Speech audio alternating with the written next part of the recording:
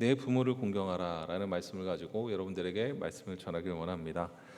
이 십계명은 이스라엘 백성들이 이 애굽을 탈출하던 도중에 시내산 아래에 머무르면서 하나님의 이 거룩한 율법을 배워나가던 때에 하나님께서 그들에게 주어진 것이었습니다. 이것들이 그리스도 예수 안에서 주어질 어떤 성령의 은혜에는 미치지 못하지만 율법을 지킬 은혜의 수단을 하나님께서 그들에게 베풀어 주신 것이었습니다. 하나님께서 이스라엘 백성들에게 이 십계명을 주신 이유는 그들이 하나님 앞에 다른 백성들, 다른 민족들과는 구별되어서 거룩한 하나님을 아는 지식을 알고 그리고 그들이 구원받게 하시기 위함이었습니다. 그리고 우리가 살펴보고 있는 이 부모의 계명 역시 그 뜻 아래, 하나님의 그 뜻 아래 자리 잡고 있는 것이었습니다. 이 부모 공경의 계명은 상당히 중요한 위치, 십계명 안에서도 상당히 중요한 위치에 있습니다. 이 부모 공경의 계명은 너는 나 외에는 다른 신을 섬기지 말라라는 이 첫째 계명과 안식일을 기억하여 거룩하게 지키라는 그 계명의 다음에 있고, 그리고 살인하지 말라라는 그 계명서부터 내 의의 집을 탐내지 말지니라라는 그 계명의 앞에 딱 중간에 위치하고 있습니다. 즉 하나님을 향한 의무와 인간을 향한 의무를 가르치고 있는 이 계명의 연결고리를 하고 있다고 생각합니다. 부모와 자녀로 이루어진 가족 제도가 하나님과 이스라엘 백성 전체 사이에 맺어진 이 언약 관계를 표상하고 있기 때문에 연결고리라고 할 수 있는 것입니다. 이 언약의 핵심에는 나는 너의 하나님으로서 아버지가 되고 너는 나의 백성으로서 자녀가 될 것이니 부모가 자녀를 사랑하는 그 정의로 대하는 것처럼 나 하나님 여호와는 너희를 한없는 자비와 의로움으로 돌보겠다라는 그런 하나님의 약속을 포함하고 있는 그러한 구절인 것입니다. 부모를 공경하는 자에게 하나님이 약속하십니다. 첫째로 여호와가 내게 준 땅에서라는 이 땅의 약속을 하나님께서 하십니다. 당시 땅의 개념은 오늘날과 많이 차이가 있습니다. 땅은 물질로 환원될 수 있는 어떤 것보다는 차라리 삶의 터전이었습니다. 땅을 기초로 계급이 생겼기 때문입니다. 이스라엘 백성들이 애굽에서 이 비천한 노예로 살아간 것도 이 허락된 땅이 없어서였습니다. 그런 그들에게 이 약속은 상상할 수도 없는 축복이었을 것입니다. 두 번째의 약속의 축복은 너의 생명이 길리라라는 것이었습니다. 이스라엘 백성들은 불확실한 시대에 살고 있었습니다. 그들은 출애굽을 해서 어떻게 되어질지 아무도 알지 못했습니다. 끊임없는 전쟁과 질병 속에서 앞날을 기약할 수 없었습니다. 그런데 하나님이 그들에게 매우 현실적인 축복으로서 장수를 허락하시겠다고 말씀하신 것입니다. 이렇게 하나님께서는 당시 이스라엘 백성들의 마음을 끄는 최고의 축복 둘을 제시하시면서 부모 공경을 명령하신 것입니다. 그만큼 부모 공경은 축복을 약속하실 만큼 중요한 것입니다.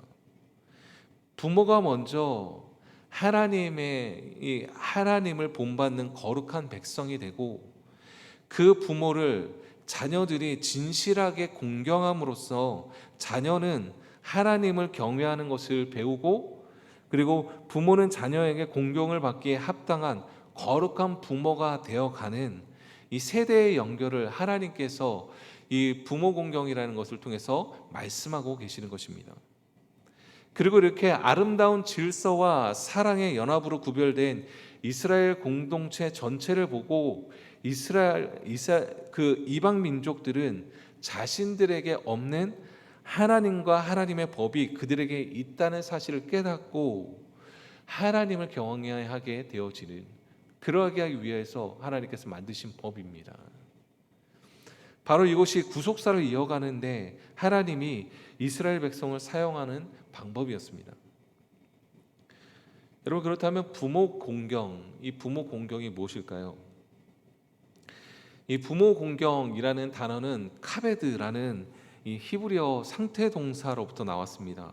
이 단어는 정신적인 의미에서 사용될 경우에 남이 없는 중요한 특성들이 있기 때문에 존중되는 상태, 이것을 의미합니다.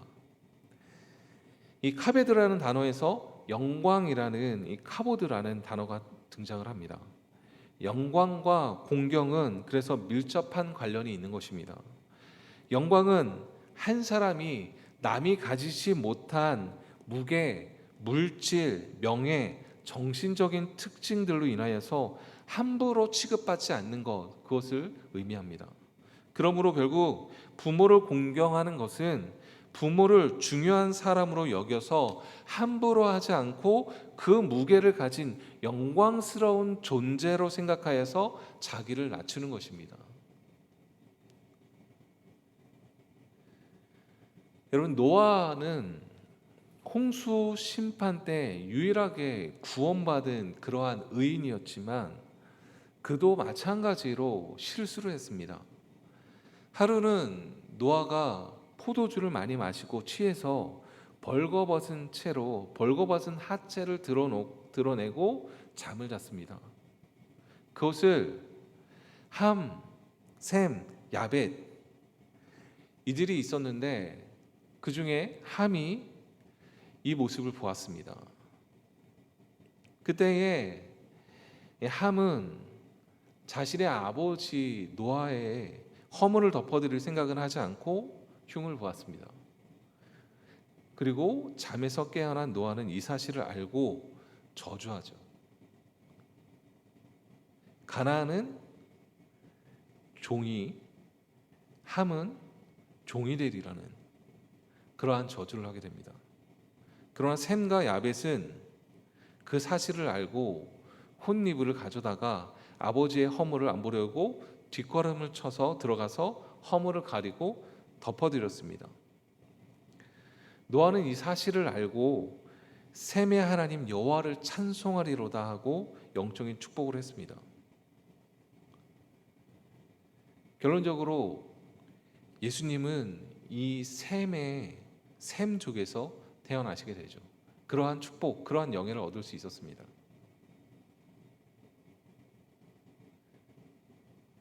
여러분, 부모가 실수한다 하여도 중요한 사람으로 여기고 무게 있는 존재를 생각하고 자기를 낮추는 것, 여러분, 그것이 부모 공경의 의미이고 하나님께서 원하시는 모습입니다. 성경에도 공경하다라는 단어는 똑같이 부모에게처럼 하나님에게도 사용이 됩니다. 잠언 3장 9절에는 내 재물과 내 수확물의 첫 열매를 드려 여호와를 공경하라라고 말씀하고 있습니다. 하나님을 공경하는 것은 하나님이 어떤 돈, 명예, 땅을 우리에게 주셨기 때문에 공경하는 것이 아닙니다. 하나님이 나에게 물질을 주시고 명예를 주시고 세상의 좋은 것들을 주셔서 우리가 하나님을 높이고 공경하는 것이 아닙니다. 그런 신앙을 가지고 있다면, 그런 조건적인 신앙을 가지고 있다면 성경이 말하는 참된 믿음의 사람이 아닐 것입니다. 하나님을 진정으로 공경하는 이유는 하나님 존재 자체만으로도 기뻐하고 구별된 공경을 할 때, 그때 진정한 공경을 하게 되어지는 것입니다. 시간과 관련하여서 영원하시고 장소와 관련해서 어디든지 계시고 속성에 있어서는 우리를 향하여 자비롭고 의로우시고 신실하시고 긍휼하시기 때문에 우리는 하나님을 무겁게 여기고 공경하는 것입니다. 그러므로 하나님이 어떤 분이신지 아는 참된 지식 안에서만 우리의 공경은, 하나님에 대한 공경은 나오게 되는 것입니다. 그 공경의 토대가 십계명의 1계명서부터 4계명일 것입니다. 하나님을 사랑하는 그 사랑이 있을 때 제일 먼저 해야 되는 것이 이 가정 공동체를 돌아보는 것입니다. 세상과 우리의 이 부모 공경, 이 다른 점이 무엇일까요? 세상도 압니다. 부모 공경이 무엇인지, 부모를 사랑해야 되는 것이 무엇인지. 그런데 우리가 그들과 다른 점이 있다면, 우리를 사랑하사 자신의 독생자 예수 그리스도를 내어주시고 전부를 주신 그 사랑으로 우리에게 명령하신 명령으로 우리는 부모를 공경한다는 것이죠. 그것이 그들과 다른 것입니다. 주님의 명령이시기에, 하나님께서 말씀하셨기에. 하나님은 우리를 사랑하시되 조건을 걸고 사랑하지 않으셨습니다. 우리가 아직 죄인 되었을 때에 그리스도께서 우리를 위하여 죽으심으로 하나님께서 우리에 대한 자기의 사랑을 확증하셨기 때문에요. 하나님은 우리에게 좋은 부모는 사랑하고 나쁜 부모는 경멸하라고 말씀하지 않으셨습니다. 조건부 사랑을 하지 않으신 하나님을 본받아서 말씀 때문에 부모를 공경하는 것입니다. 여러분, 완전한 부모는 없습니다. 노아는 당대의 의인이었지만 포도주를 마시고 그러한 실수를 범합니다. 아브라함은 믿음의 조상이며 자신의 독자도 하나님의 명령에 따라서 제단에 바치는 믿음의 사람이었지만 그도 여종 하갈을 취하여서 아들을 낳기도 하고 아비멜렉에게 아내를 빼앗길까 봐 자기 누이라고 거짓말도 하고, 그리고 아내도 빼앗깁니다. 다윗도 우리아의 아내 밧세바를 취하고 이를 숨기려고 살인까지 저지릅니다. 여러분, 이들이 다 아버지였습니다. 의인은 없나니 하나도 없다고 성경은 말씀합니다. 의인이라는 아버지는 하나도 없습니다. 의인이라는 어머니는 하나도 없습니다. 인간은 다 실수하고 있고 죄가 있습니다. 완벽한 인간은 아무도 없습니다. 하나님 아버지 외에는 완벽하신 분은, 완벽한 존재는 없습니다. 부모가 잘못이 있건 없건, 훌륭하든 못하든 부모를 공경하라고 하나님은 명령하십니다. 부모라는 이유 때문에, 주님이 그렇게 맺어 주셨기 때문에 우리는 공경하는 것입니다. 하나님은 우리에게 복 주시기를 원하시죠. 그래서 우리에게 어머니 아버지를 주셨고 공경하라는 명령을 하시고, 그 명령에 따라 순종할 때에 우리에게 복을 주시길 원하십니다. 하나님이 주시는 복을 받고 싶다면, 하나님이 주시는 복을 자녀들에게 주시고 싶다면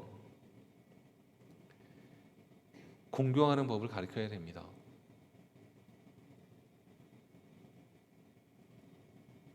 그리고 우리는 부모와 자녀가 서로 온전한 관계 안에 있어야 될 것입니다.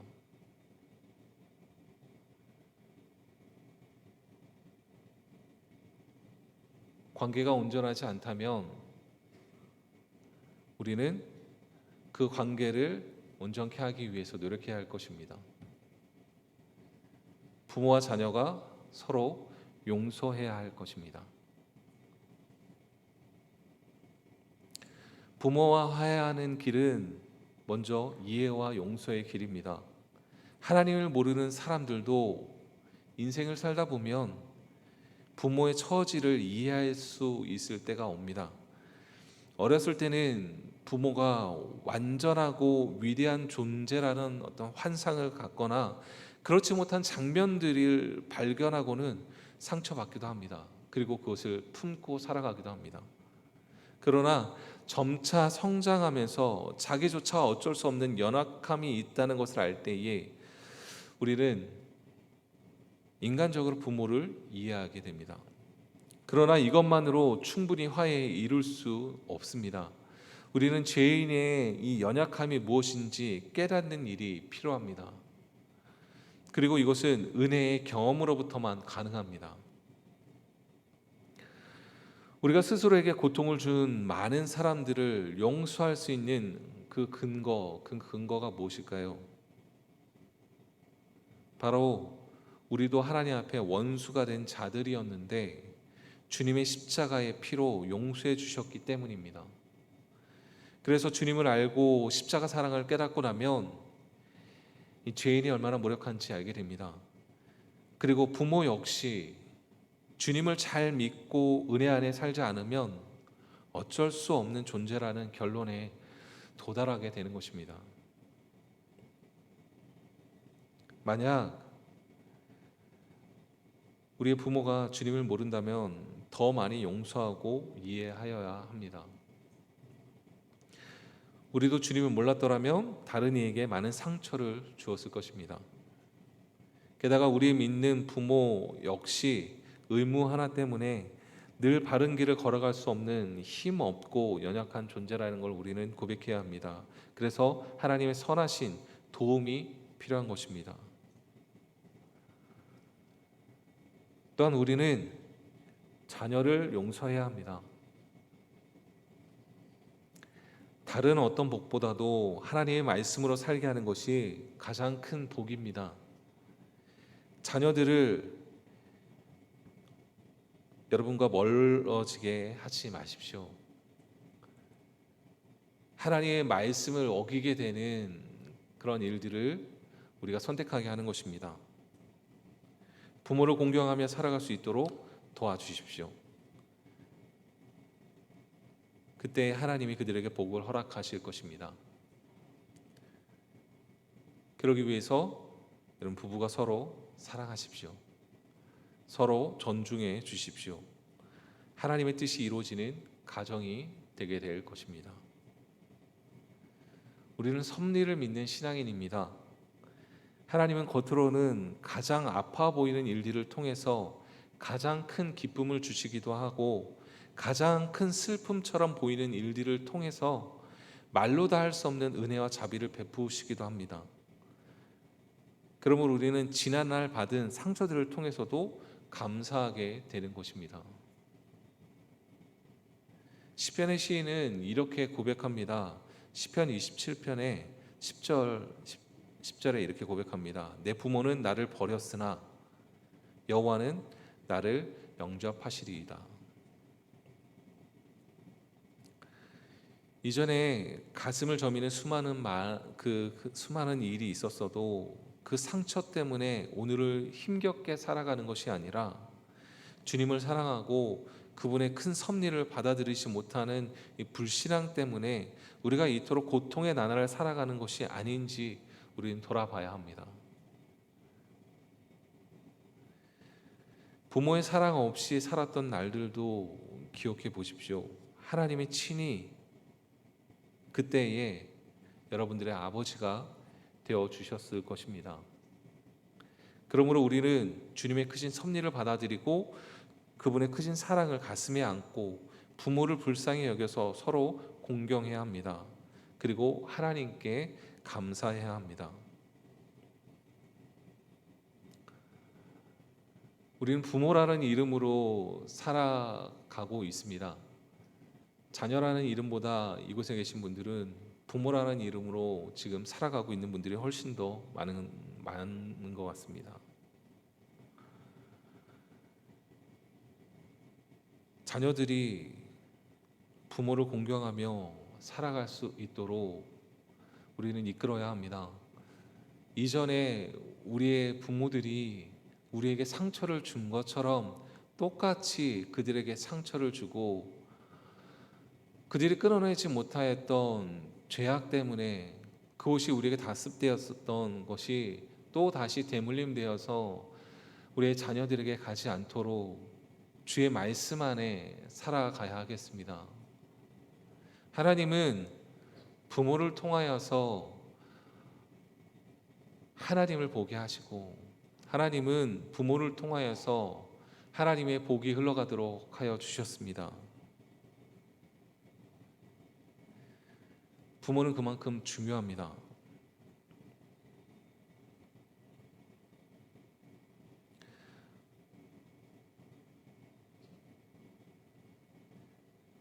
가정의 아픔을 끊는 저와 여러분 되었으면 좋겠습니다. 주님께서 주시는 축복 안에 살아갈 수 있는 저와 여러분이 되기를 원합니다. 하나님께서 우리에게 부모를 공경하라고 하신 것은 우리가 미워할 수밖에 없는 사람을 용서하고 사랑하며 궁일이 여기면서 사는 가운데 당신을 경외하고 십자가 사랑을 아는 사람들로 이루어진 가정으로서 어두운 세상의 별처럼 빛나게 하시기 위함입니다. 여러분들의 가정이 부모를 공경하고 또한 자녀를 존중함을 통하여서, 그것을 통하여서도 주님의 복과 은혜가 흘러갈 수 있는 그러한 귀한 가정 될 수 있기를 바랍니다. 또한 교회는 믿음의 가정입니다. 주님께서 모아주신 굳건한 가정 공동체입니다. 우리는 한 성도이며 섬김의 가정입니다. 우리 추석을 맞아서 더욱더 공경해야 하는 분들, 그분들을 공경할 수 있는 그런 시간 될 수 있길 바랍니다. 하나님의 말씀 안에서 굳건한 가정을 이뤄갈 수 있는 우리 귀한 교회의 모든 성도님들 될 수 있기를 바랍니다. 우리의 믿음의 세대를 위하여서 기도해주고 그들이 우리를 공경하며 또한 우리 그 공경함을 통하여서 하나님께서 주시는 복과 은혜를 받아 누릴 수 있는 그런 공동체, 우리 그러한 교회, 우리 귀한 가정 될 수 있기를 주님의 이름으로 축원합니다.